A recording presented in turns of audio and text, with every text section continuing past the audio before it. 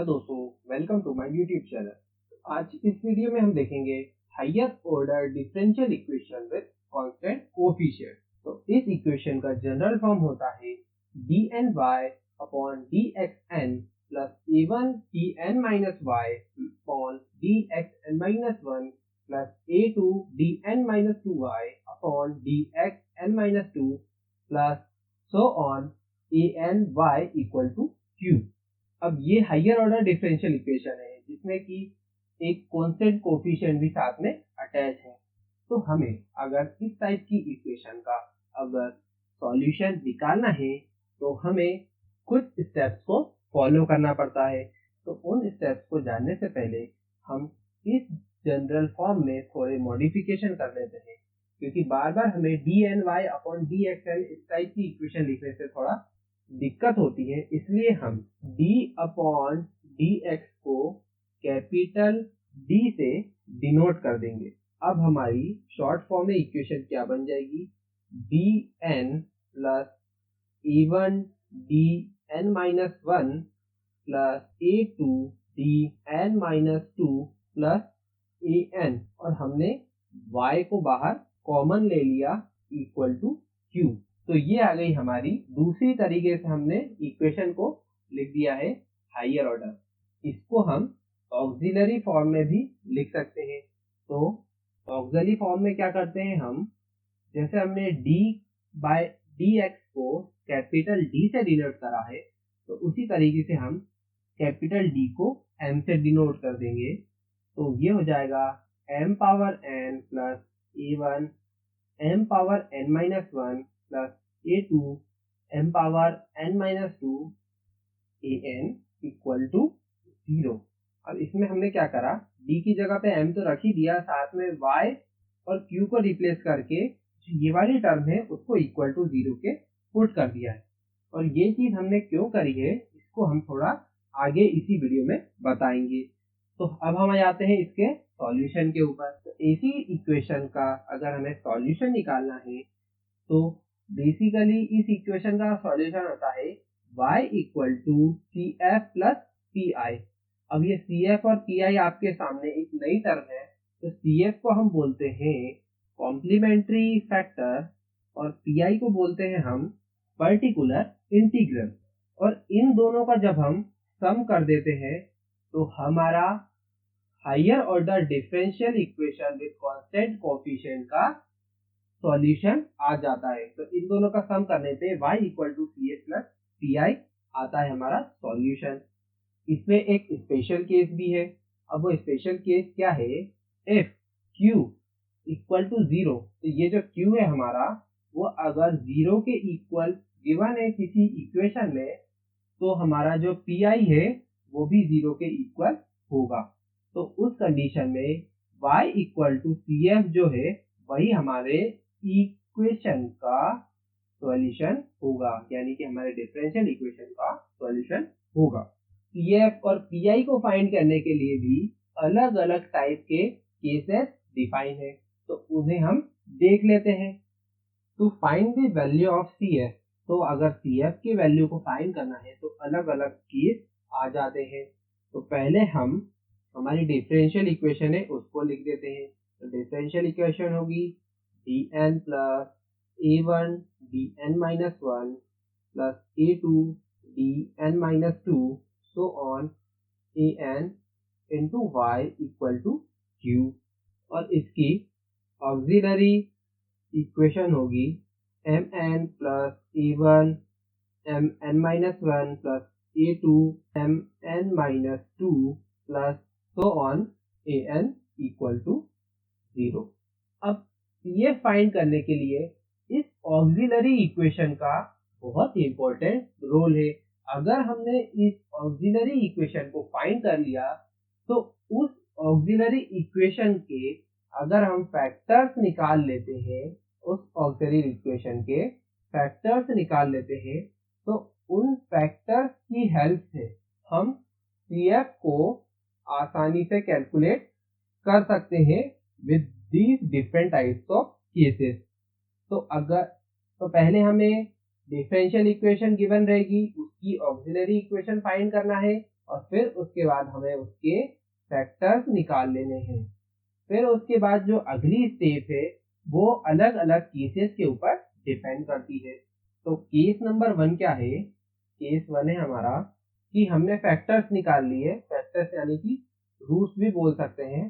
तो पहला वाला केस है बोलता है कि अगर जो हमारे रूट्स है वो या रियल हो और साथ ही साथ डिस्टिंक्ट हो। तो फैक्टर्स हमारे अगर रियल और डिस्टिंक्ट होते हैं तो CF होगा हमारा C1 e power m1x plus C2 e power m2x plus C3 e power m3x and so on. तो अगर हमारे पास दो रूट्स रहते हैं तो ये दो टर्म आएगी।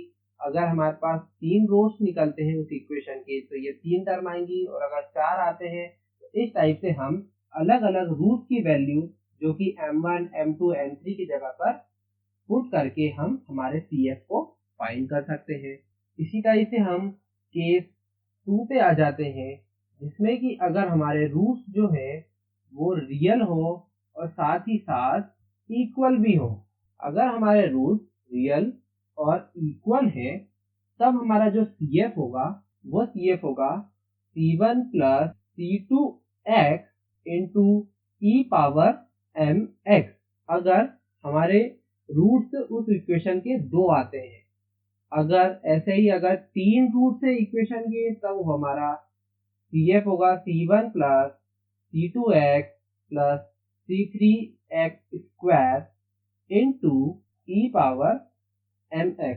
जैसे कि अगर किसी इक्वेशन के रूट्स आ जाते हैं +1, +1 तो ये दोनों रूट्स रियल भी हैं और इक्वल भी हैं। तो हम यहाँ पे ये वाली कंडीशन को चूज करके हमारे CF को फाइंड कर सकते हैं। अब अगला वाला केस क्या है? केस 3 को देख लेते हैं। जब हमारे रूट्स इमेजिनरी हो तो रूट्स इमेजिनरी है मतलब कि एग्जांपल के लिए कि जो m1 है उसकी वैल्यू आ रही है अल्फा प्लस आयोटा बीटा और m2 भी आ जाता है अल्फा प्लस आयोटा बीटा। तो हमारे CF की वैल्यू आएगी e alpha x into C1 cos beta x plus C2 sign beta x।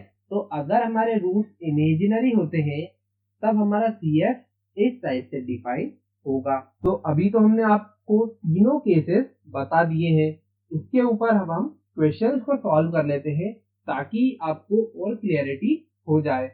तो हमारा question solve d² - 4d + 3 into y equal to 0। अब इस क्वेश्चन में q की वैल्यू 0 के इक्वल है तो pi भी हमारा 0 हो जाएगा। तो y इक्वल टू CF जो है वही हमारा सॉल्यूशन आएगा इस इक्वेशन का। तो CF की वैल्यू को हमें फाइंड करना है। तो CF की वैल्यू फाइंड करने के लिए हमें पहले इस इक्वेशन को ऑक्सिलरी इक्वेशन में चेंज करना है। तो ऑक्सिलरी इक्वेशन इसके हिसाब से क्या हो जाएगी? d equal to m put करना है। तो d equal to m put करेंगे तो हमारी इक्वेशन आ जाएगी m² - 4m + 3 इक्वल टू 0। अब इसके फैक्टर निकाल लेते हैं।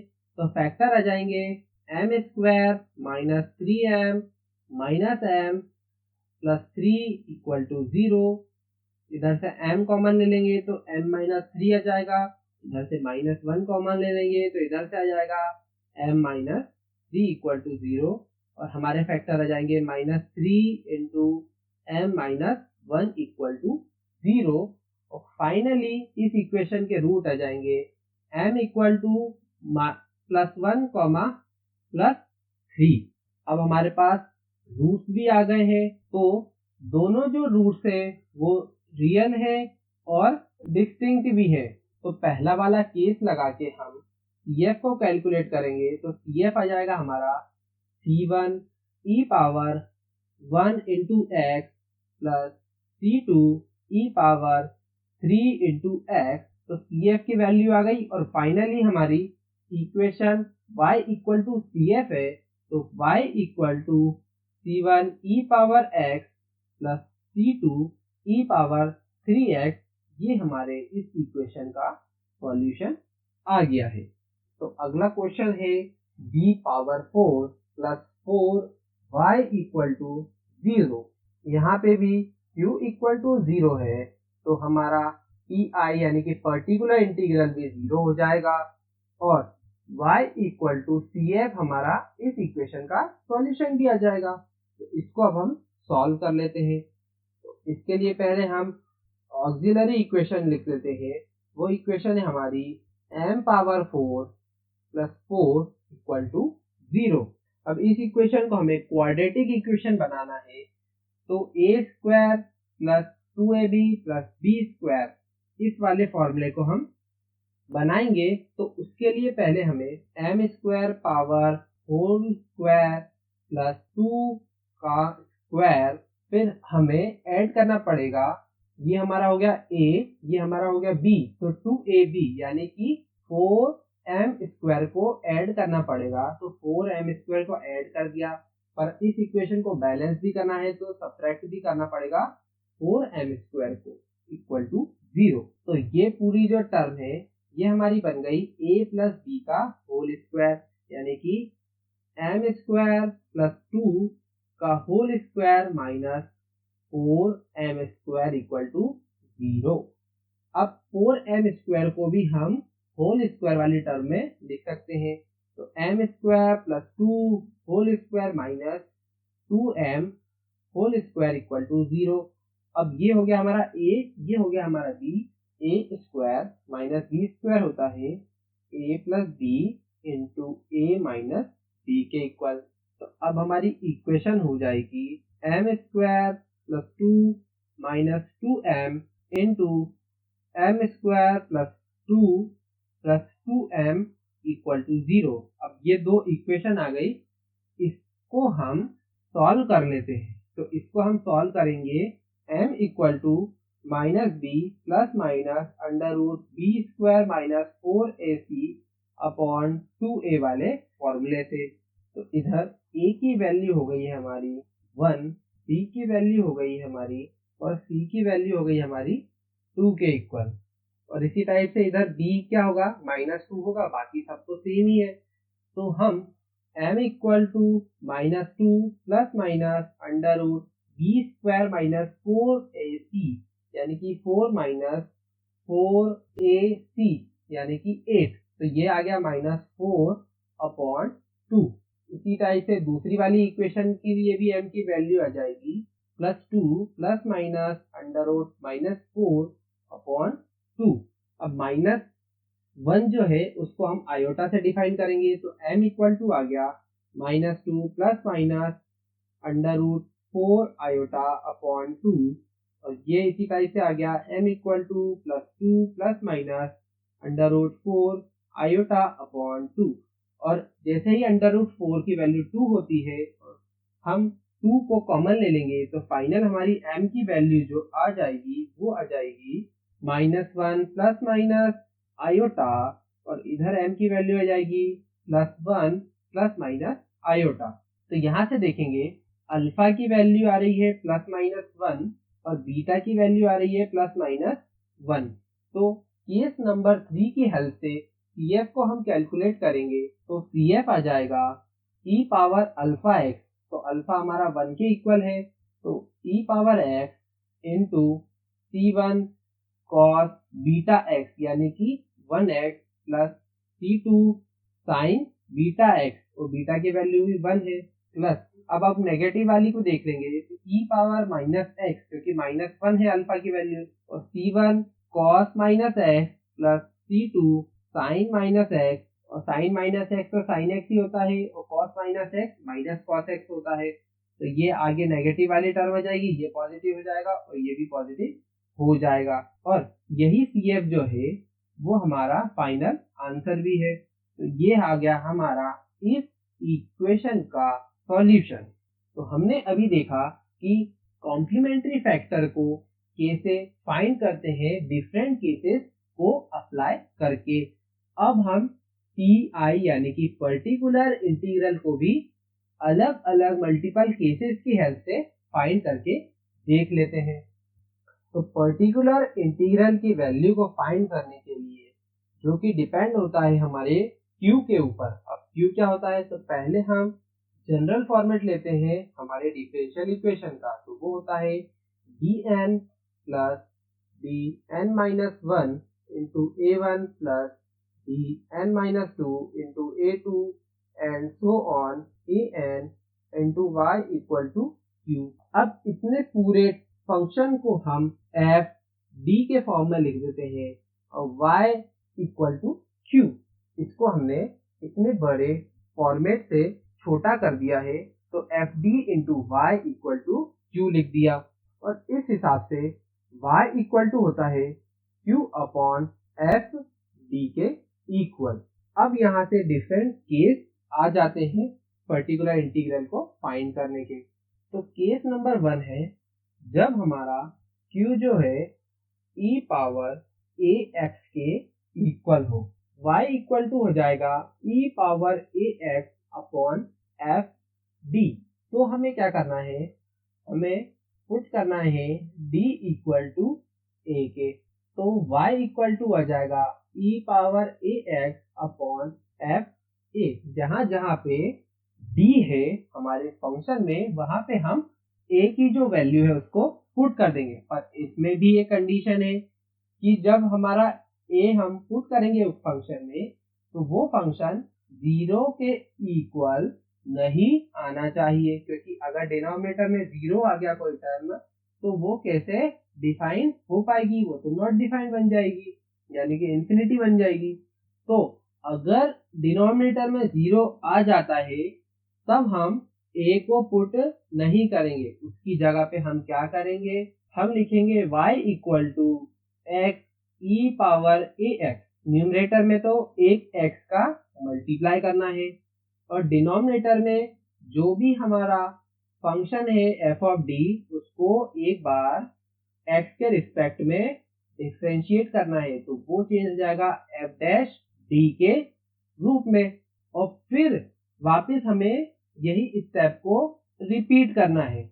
और अगर वापस हमारा एफ ऑफ ए 0 के इक्वल आ रहा है, तो वापस हमें एक x का मल्टीप्लाई करना है, तो न्यूमरेटर में x स्क्वायर भी आ जाएगा और डिनोमिनेटर में हमारा एक और बार डिफरेंशिएशन करने के बाद उसकी वैल्यू आ जाएगी। तो इसी तरीके से हमें रिपीट करना है और फाइनली हमारी पी की जो वैल्यू है वो आ जाएगी। और उस पी की वैल्यू को हमें हमारे y equal to C F plus P की वैल्यू पे इंसर्ट करके फाइनल सॉल्यूशन को कैलकुलेट करना है। तो ये हो गया हमारा केस 1। इसी तरीके से केस 2 को देखें, तो अगर if q equal to sine ax होता है या फिर cos ax होता है, यानी कि ट्रिग्नोमेट्रिक टर्म्स आ जाती है q की जगह पे, तो हमें क्या करना है, y equal to sine ax upon F D square comma D. अब डी स्क्वायर स्पेशली क्यों लिखा, क्योंकि इसमें हमें डी स्क्वायर वाली टर्म का ही काम है। तब हमें इस फंक्शन को एक्सपेंड करना है और जहां जहां पे डी स्क्वायर वाली टर्म है उस टर्म में हमें पुट क्या करना है, y equal to sine A X upon F minus A square comma D. मतलब कि डी स्क्वायर वाली टर्म की जगह पर नेगेटिव ऑफ ए स्क्वायर को पुट करना है और फिर हमें उसका सॉल्यूशन मिल जाएगा, यानी कि पी की वैल्यू आ जाएगी। इसी टाइप से अगर यहाँ पे cos ax होगा तो भी सेम कंडीशन को अप्लाई करना है, तो y इक्वल टू आ जाएगा cos ax f minus A square comma D. ये हमारे पी की वैल्यू आ जाएगी। इसी टाइप से केस 3 को भी देख लेते हैं। तो उस केस 3 में जब q इक्वल टू एक पॉलिनोमियल आ जाएगा x के टर्म्स में, मतलब कि फंक्शन ऑफ x आ जाएगा, लेट अज्यूम x स्क्वायर आ जाता है, तब हमें y equal to X square upon F D इसको पी के रूप में फाइंड करना है। तो इसके लिए हम बाइनोमियल फंक्शन का यूज करेंगे। तो बाइनोमियल फंक्शन क्या होता है, 1 प्लस एक्स माइनस 1 जो कि होगा 1 minus x plus x square minus x cube and so on. इसी टाइप से 1 माइनस एक्स माइनस 1 होगा 1 plus x square plus x cube and so on. तो ये बाइनोमियल एक्सपेंशन का हेल्प से फाइंड करना है। तो ये जो एफ डी है इसको हमें इस बाइनोमियल एक्सपेंशन वाली टर्म्स में कन्वर्ट करना है और उसे कन्वर्ट करने के बाद इस एक्स स्क्वायर से उसको मल्टीप्लाई करना है। तब मल्टीप्लाई करने के बाद हमारा जो पी आई है वो आराम से कैलकुलेट होके आ जाएगा। इस चीज को और क्लियरली समझने के लिए हम अभी एक एग्जांपल को देख लेते हैं।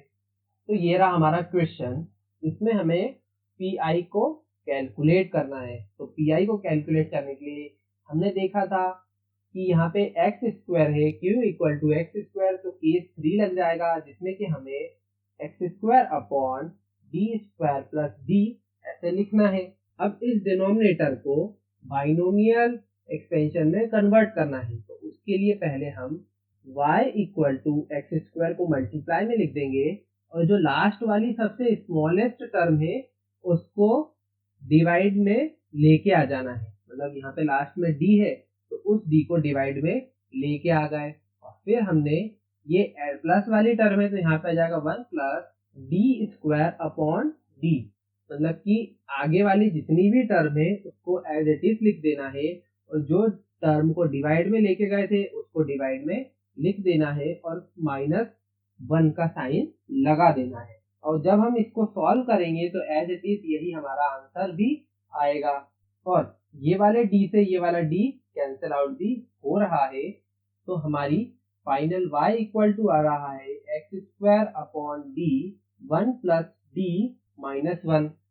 अब 1 प्लस डी माइनस 1 ये हो रहा है हमारा 1 प्लस एक्स माइनस 1 वाली एक्सपेंशन के इक्वल। तो वो होता है 1 minus x plus x square plus x cube and so on. अब हमने देखा कि हमारी जो मैक्सिमम पावर है इक्वेशन की वो स्क्वायर में है, तो हमें सिर्फ स्क्वायर वाली टर्म तक ही बाइनोमियल एक्सपेंशन को लेना है। तो y इक्वल टू आ जाएगा X square upon D 1 minus D plus D square. तो स्क्वायर वाली टर्म तक ही हमने लिखा। अब इस एक्स स्क्वायर को अंदर मल्टीप्लाई भी कर देंगे तो हमारा आ जाएगा 1 upon D x square minus D x square. तो डी का मतलब होता है डी अपॉन डी एक्स। तो डिफ्रेंशिएशन करेंगे एक्स स्क्वायर का तो वो हो जाएगा 2x के इक्वल और डी स्क्वायर यानी कि 2 बार डिफ्रेंशिएशन। तो एक्स स्क्वायर का 2 बार डिफ्रेंशिएशन करेंगे तो वो आ जाएगा प्लस 2 के इक्वल और 1 अपॉन डी। जैसे कि डी होता है हमारा डिफ्रेंशिएशन वैसे ही 1 अपॉन डी क्या होता है इंटीग्रेशन। तो अब हमें इंटीग्रेशन करना है तो ये आ जाएगा y equal to integration of X square minus 2x plus 2dx। तो इसकी वैल्यू आ जाएगी X cube upon 3 minus X square plus 2x plus 3 के इक्वल। तो फाइनली ये हमारी पी आई की वैल्यू भी आ गई है। तो पी आई हमारा आ गया x cube upon 3 minus X square plus 2x plus 3 के इक्वल। तो मेनली यही तीनों केस पे हमारे पी आई की वैल्यू को फाइंड करा जा सकता है। तो अगर और एडवांस क्वेश्चन आते हैं तो उसके लिए और एडवांस केसेस भी पीआई के लिए डिफाइन है तो उसको भी हम देख लेते हैं। तो पीआई के एडवांस केस देख लेते हैं। तो केस नंबर 4 को देखते हैं जिसमें कि अगर हमारा Q इक्वल हो जाता है e power ax into v।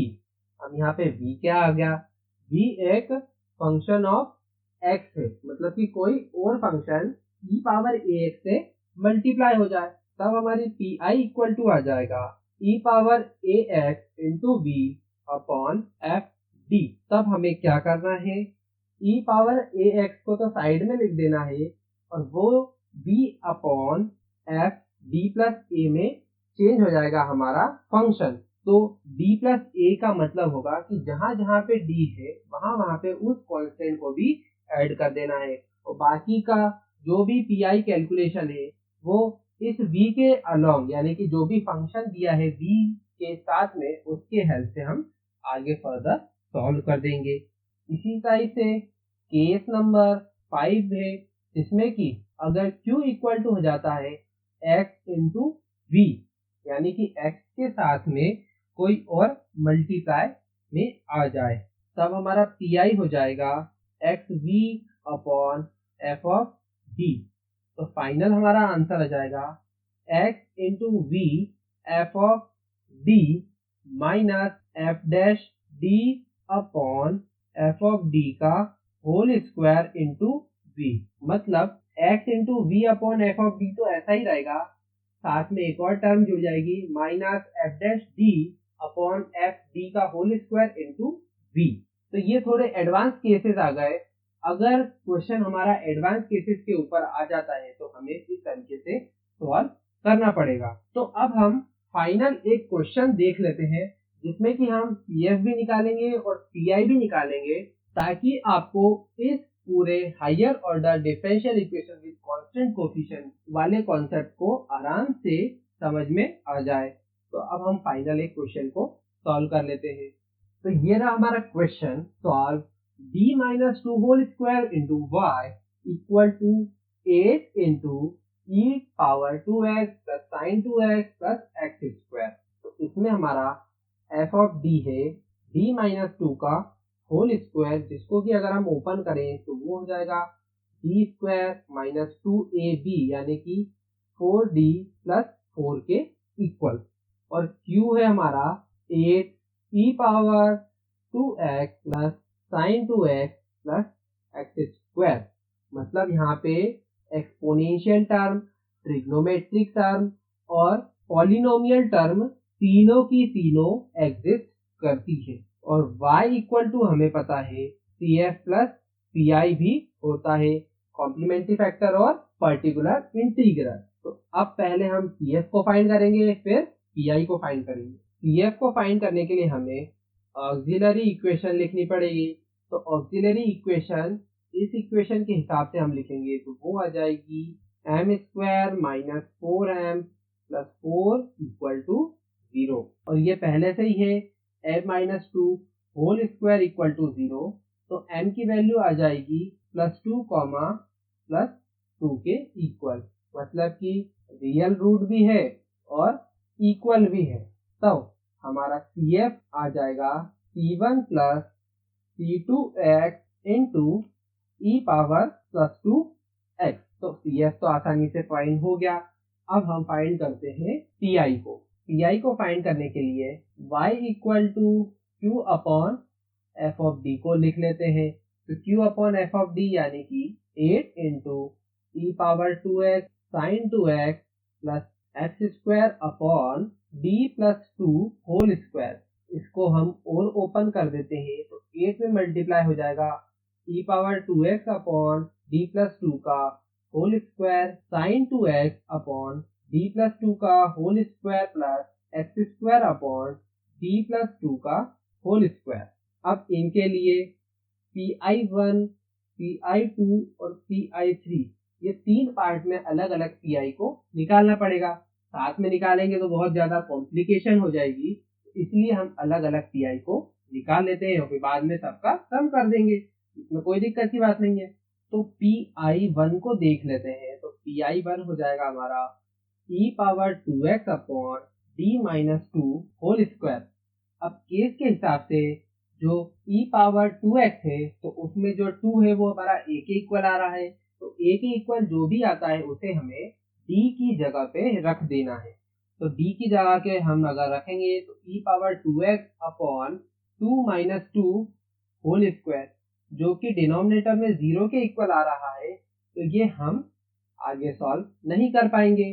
तो इसको आगे सॉल्व करने के लिए हमें x का मल्टीप्लाई करना पड़ेगा।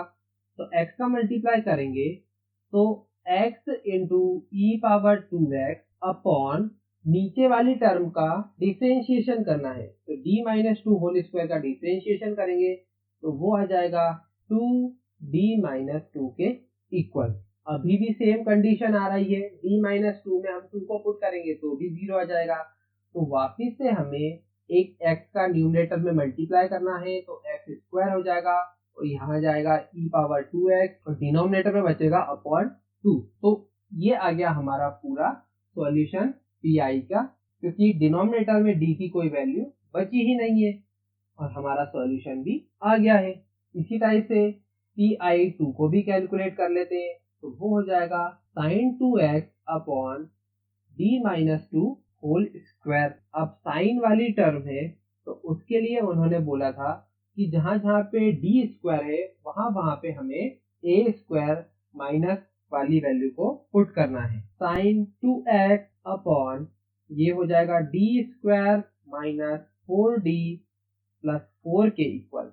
अब ये हो जाएगा sign 2x upon D square की जगह पे माइनस 4 को पुट करना है, क्योंकि ए स्क्वायर माइनस वाला जो होता है वो माइनस 4 है, तो माइनस 4d प्लस 4 और प्लस 4 माइनस 4 आपस में कैंसल आउट हो जाएंगे और हमारे पास बचेगा minus 1/4 sign 2x upon D.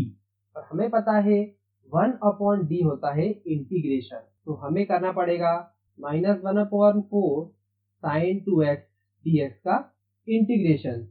तो वो वैल्यू आ जाएगी फाइनली हमारे पास माइनस 1/4 साइन 2x का इंटीग्रेशन होता है cos 2x अपॉन 2 के इक्वल। तो ये pi2 की भी वैल्यू आ गई है।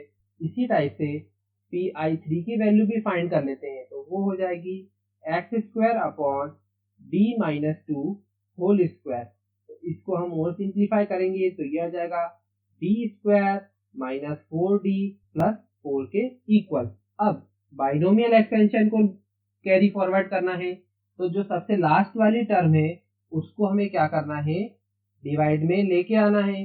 तो एक्स स्क्वायर अपॉन 4 लास्ट वाली टर्म को डिवाइड में लिया है, फिर लिखना है हमें पॉजिटिव टर्म है तो 1 प्लस लिखना है और बाकी जो भी टर्म है लास्ट वाली टर्म से पहले वाली उसको न्यूमरेटर में लिखना है, तो वो हो जाएगा डी स्क्वायर माइनस 4d और डिनोमिनेटर में जिसको हमने कॉमन लिया था उसको ही वापस लिख देना है और माइनस 1 का साइन लगा देना है।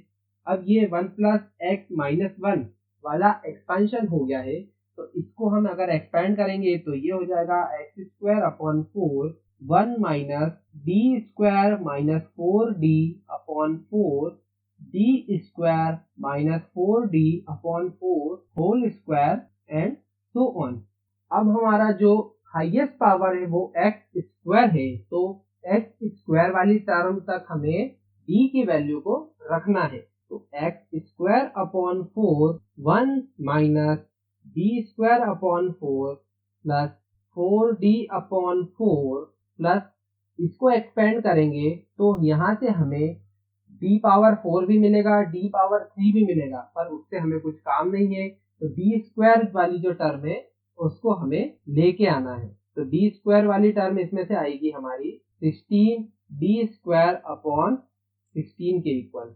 ये 16 से 16 कैंसिल, 4 से 4 कैंसिल, तो x square upon 4 1 plus d minus D square upon 4 plus 4 D square. हमने इसको सिंप्लीफाई करा है तो ये आ गया हमारे पास x square upon 4 1 plus d minus 3d square upon 4। X square का अंदर मल्टीप्लाई करेंगे तो 1/4 ऐसे ही रहेगा और ये आ जाएगा एक्स स्क्वायर प्लस एक बार डिफरेंशिएशन एक्स से शुरू किया तो 2x आ गया और दो बार करेंगे तो 2 आ जाएगा, तो माइनस 3/2। तो हमारे पास pi1 pi2 और pi3 भी आ गया है। तो फाइनल pi हो जाएगा हमारा तीनों का सबमिशन, यानी कि x square e power 2x upon 2 minus 1/4 cos 2x upon 2 plus 1/4 x square plus 2x minus 3/2। और इस pi में हमने 8 का मल्टीप्लाई भी करा था तो उस 8 को मल्टीप्लाई भी कर देते हैं। तो फाइनल pi हमारा आ जाएगा 8 का मल्टीप्लाई करने के बाद 4x square e power 2x minus 4 into 2 हो जाएगा 8 और 8 से 8 कैंसिल, तो आ गया cos 2x प्लस 8/4 हो जाएगा 2 और 2x स्क्वायर हो जाएगा प्लस 4x माइनस 3। ये आ गया पी और फाइनल y आ जाएगा हमारा सी एफ प्लस सी आई, और सी एफ हमने निकाला था C1 प्लस C2x इंटू ई power 2x plus 4x² e power 2x minus cos 2x plus 2x² plus 4x minus 3 के इक्वल। तो ये फाइनल सॉल्यूशन आ गया हमारे डिफरेंशियल इक्वेशन का। तो ये बहुत ज्यादा लंबा वीडियो हो गया है, पर इसमें हमने पूरी डिटेल में CF, PI, उनके अलग अलग केसेस और कैसे हम उसके थ्रू सॉल्यूशन को फाइंड कर सकते हैं, वो सारी बातें क्लियर करी हैं। तो इस वीडियो को बनाने में मुझे बहुत मेहनत लगी है। तो अभी तक आपने मेरे चैनल को सब्सक्राइब नहीं करा है तो प्लीज उसे सब्सक्राइब कर दें और शेयर करें अपने दोस्तों के साथ। See you in the next video.